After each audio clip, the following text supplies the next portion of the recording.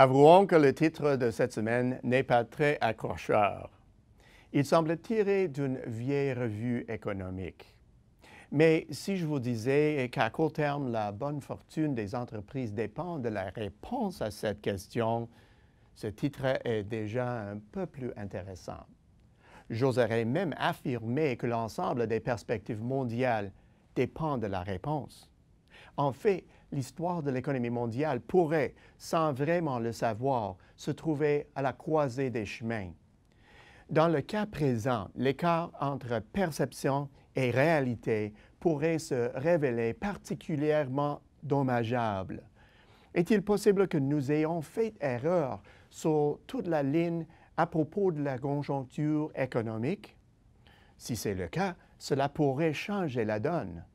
Pour aller de l'avant, il est essentiel de savoir où on se trouve.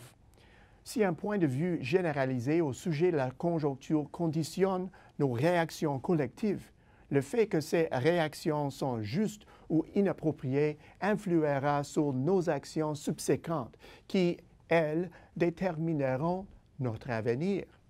Autrement dit, si nous croyons que nous vivons dans un monde de faible croissance, nous adapterons nos comportements économiques à ce mode de croissance, ce qui produira, vous le devinez bien, un monde où la croissance reste faible.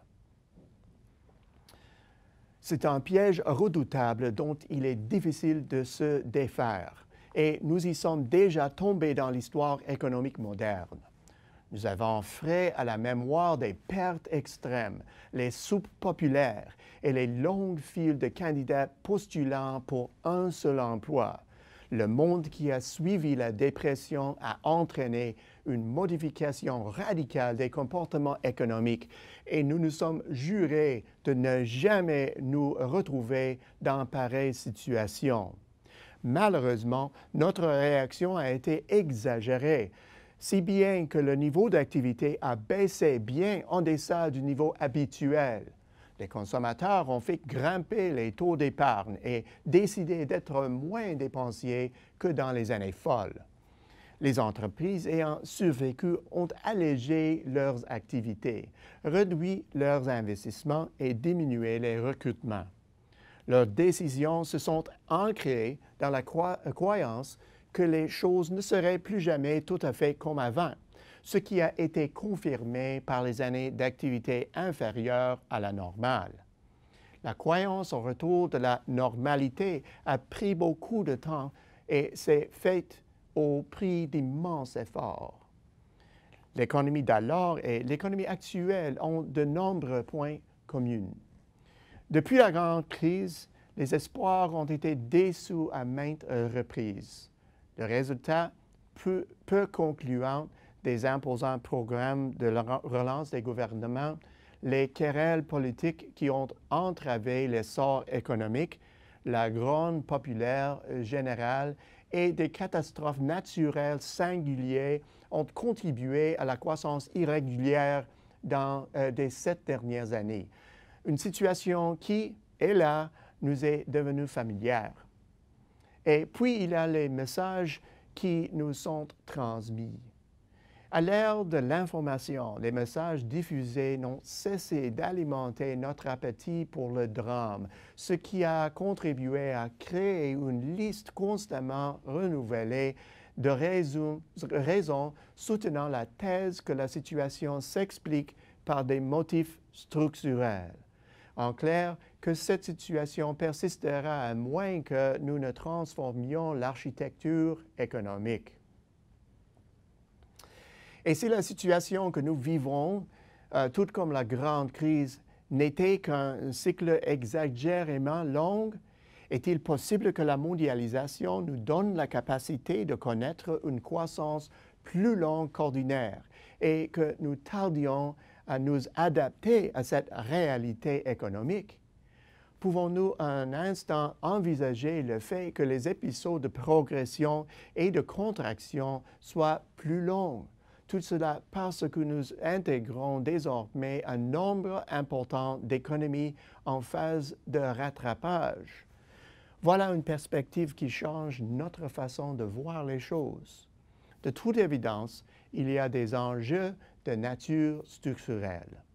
Pourtant, certains milieux se refusent obstinément à considérer le rôle joué par le cycle.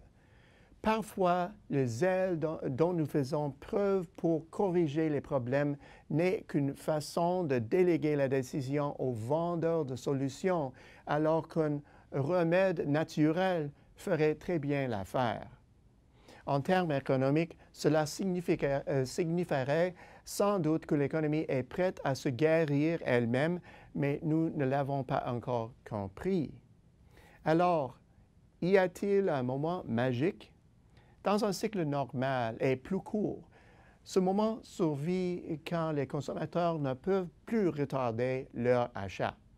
Leur voiture tombe en ruine, leur électroménager rendent l'âme et le toit de leur maison prend l'eau. Les entreprises voient alors leurs commandes se multiplier et constatent que toutes leurs capacités sont utilisées. Les plus courageuses font le saut et les autres les suivent éventuellement. Ces jours-ci, personne ne veut faire le premier pas. Après la récession, il a fallu des dépenses publiques massives pour relancer l'activité. Or, dans la plupart des pays, cette capacité a depuis longtemps été utilisée. La demande comprimée aux États-Unis et en Europe occidentale est manifestement en augmentation.